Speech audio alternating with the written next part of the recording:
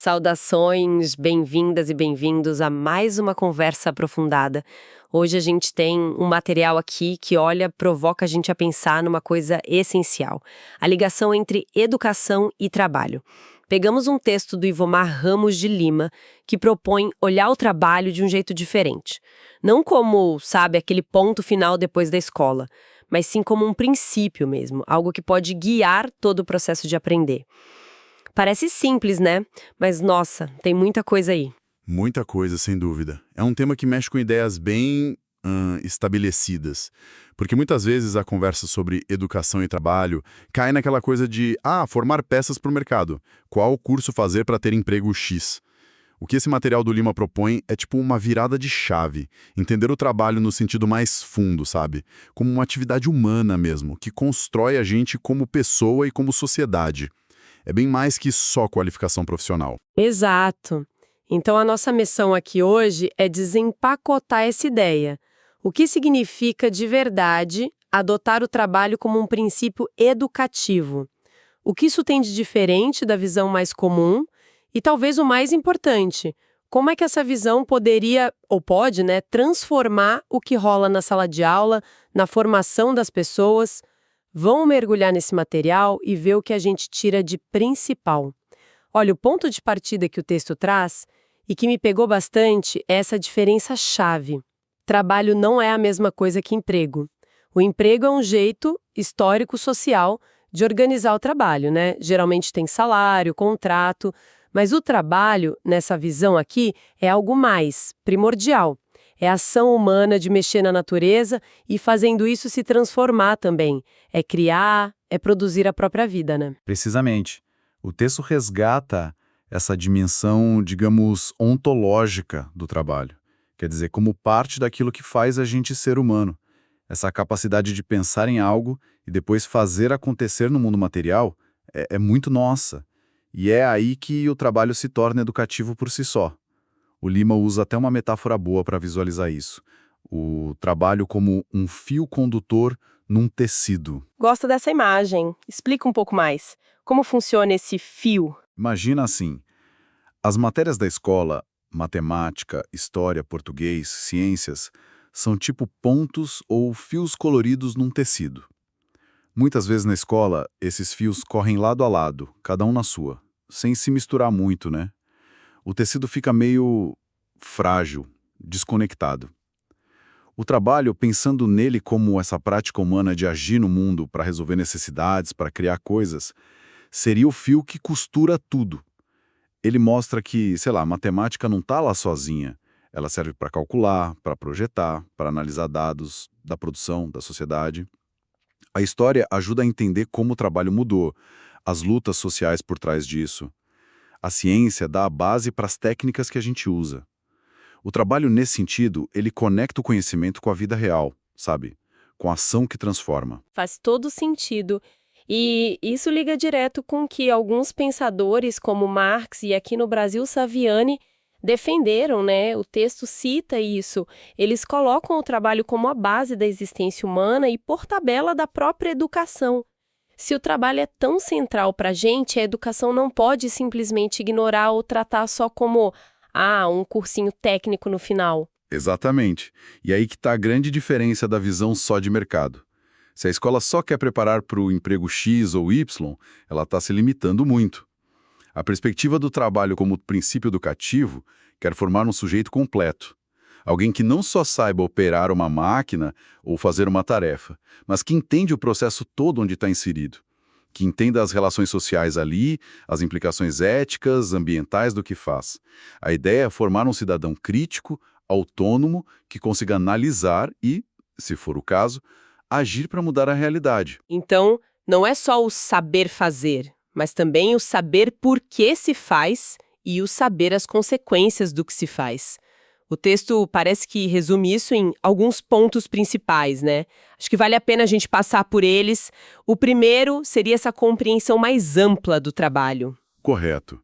Entender o trabalho como essa atividade humana que cria, que envolve pensar antes, planejar, transformar a natureza e a si mesmo. É superar aquela visão pequena do trabalho só como emprego, com um salário ou como um peso. É reconhecer o potencial formativo, humanizador, que está na atividade de trabalhar, quando ela não é alienada, claro. O segundo ponto seria essa ligação fundamental entre teoria e prática. Nada de conhecimento só de livro, longe da realidade, nem de prática sem pensar, aquele fazer automático. Isso mesmo. A ideia é que o conhecimento, o científico, o histórico, o filosófico, ele ilumine a prática, ajude a entendê-la melhor, mais a fundo. E o contrário também, que a prática, a experiência real, o contato com o mundo do trabalho de verdade nas suas várias formas, alimente a teoria, traga problemas, questione o que já se sabe. É uma via de mão dupla, o tempo todo, o pensar e o fazer se ajudando.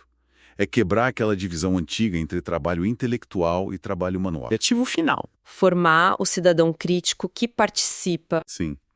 A meta não é formar um trabalhador quietinho, adaptado, mas um sujeito consciente do seu papel na sociedade, capaz de analisar criticamente as condições do trabalho, as relações de produção, as desigualdades, alguém que possa participar de forma qualificada das discussões sobre o mundo do trabalho e da sociedade em geral.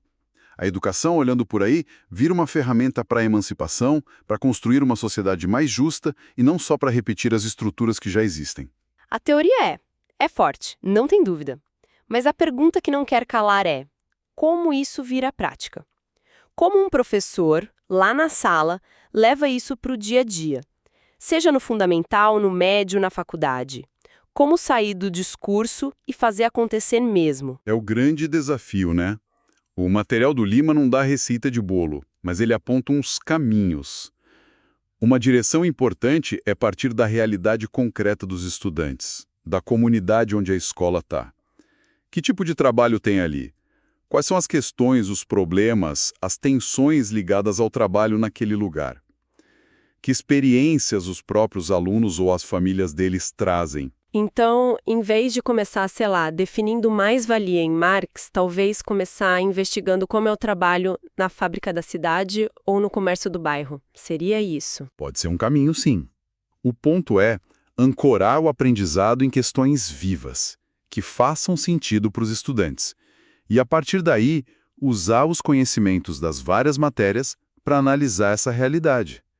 Por exemplo, se a questão for o desemprego dos jovens na região, a geografia pode analisar onde estão as oportunidades, a história, as crises econômicas passadas e o que elas causaram, a sociologia, as causas estruturais e as consequências para a sociedade, a matemática entra na análise dos dados, das estatísticas, português na leitura crítica das notícias sobre isso ou na produção de textos de opinião. Isso exige uma integração entre as matérias muito maior do que a gente costuma ver, né?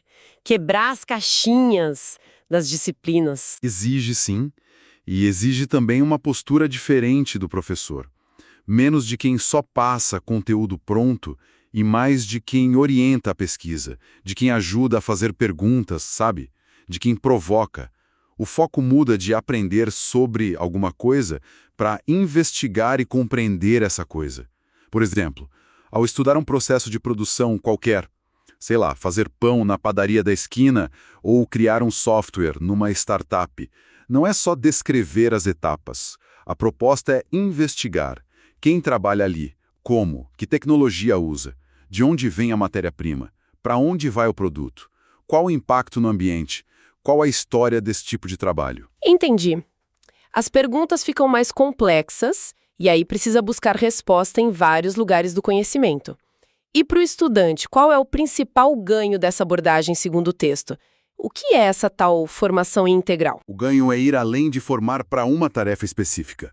É desenvolver uma compreensão mais larga e conectada do mundo do trabalho e do lugar dele nesse mundo. O estudante aprende a ligar os pontos, a ver como a economia, a política, a cultura, a tecnologia, tudo isso se mistura na forma como o trabalho acontece. Ele desenvolve não só a habilidade técnica, o saber fazer, mas também capacidade de analisar, de criticar, de propor coisas, o saber pensar sobre o fazer e o saber agir com consciência.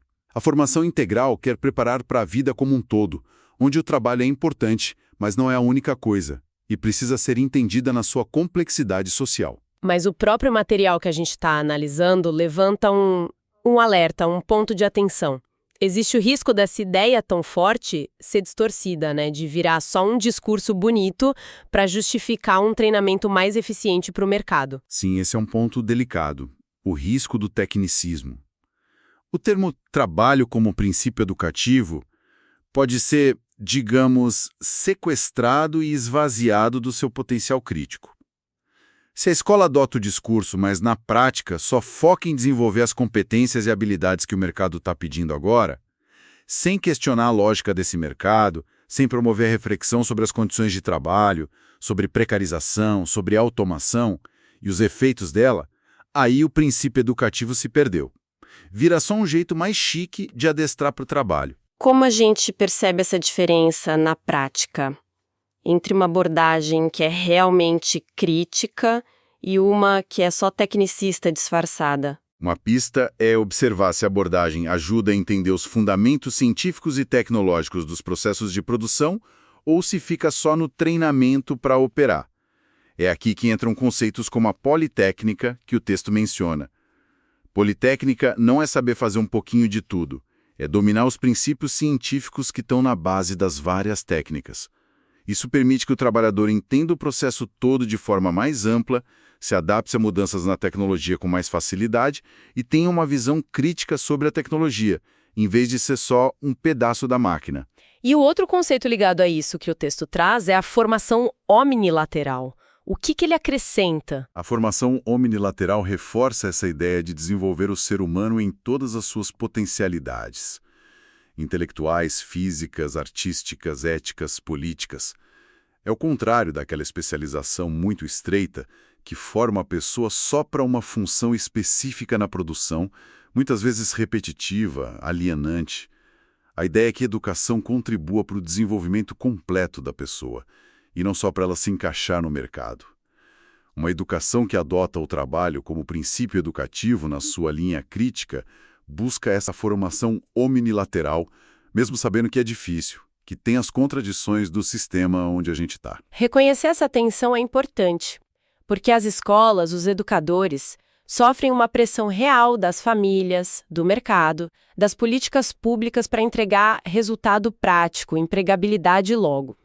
Navegar entre essa pressão e o ideal de uma formação crítica integral é um desafio diário. Sem dúvida.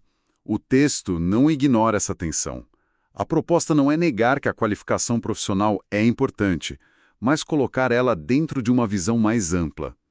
Formar profissionais competentes, sim, mas que sejam também cidadãos conscientes, críticos e capazes de refletir sobre o sentido e as consequências do próprio trabalho e do trabalho na sociedade. É uma aposta na capacidade da educação de ir além da simples adaptação. Então, resumindo um pouco o que a gente tirou desse material do Iomar Ramos de Lima, a proposta do trabalho como princípio educativo nos convida a superar a visão do trabalho como só emprego e da educação como só preparação para ele. É reconhecer o trabalho como atividade humana central e usar essa centralidade para ligar os saberes, conectar a teoria e prática e formar cidadãos críticos. Exatamente. É um chamado para a educação se conectar mais fundo com a vida, com os processos reais de como a gente produz a nossa existência, incluindo o trabalho, mas não para se curvar à lógica do mercado, e sim para entender essa lógica criticamente. A diferença-chave que fica é entre formar para o mercado, de um jeito adaptativo, e formar para a vida, o que inclui entender criticamente o papel do trabalho e do mercado nessa vida. Formar pessoas que não só façam, mas que pensem, que questionem e, quem sabe, que transformem. Essa análise toda deixa a gente com algumas perguntas para pensar, né? Olhando por essa lente do trabalho que educa, como é que a gente poderia, nos lugares onde a gente atua ensinando, aprendendo, ou mesmo no nosso próprio trabalho, fortalecer essa ligação entre conhecimento, prática e reflexão crítica? Como ir além da tarefa específica e enxergar a dimensão social, humana do trabalho? E talvez, para provocar um pouco mais ainda, que mecanismos ou que práticas concretas poderiam ser criadas nos ambientes de aprendizagem para garantir que o potencial emancipador dessa ideia não se perca? Como garantir que a busca por relevância prática não acabe matando a formação crítica integral, que é o coração do conceito de trabalho como princípio educativo. Ficam aí as questões, né, desafiando a gente a pensar e agir.